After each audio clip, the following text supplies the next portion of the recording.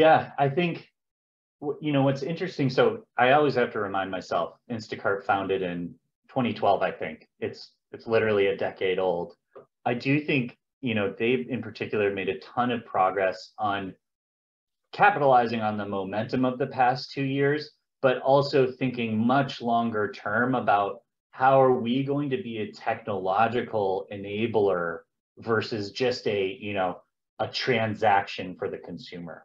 I think they saw the latter route as, hey, eventually, we'll lead to our own demise if that's all we focus on. We need to be the technological enabler for brands and for retailers. And inherently, if we do that, it also optimizes ROI, and naturally that makes you want to invest more.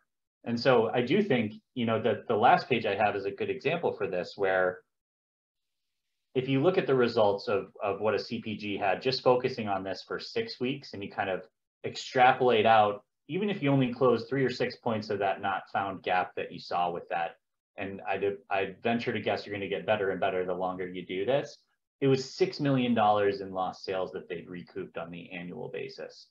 And I think the beauty of this is that $6 million in lost sales, that outside of the technological system build, you didn't have to spend $1 on recouping, right? You weren't actually investing.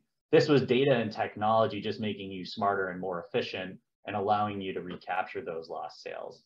So I think my advice to anyone figuring out about, where should we put our retail media is make bets on those platforms that give you the data and ideally give it to you freely so that you can optimize and have the best ROI possible.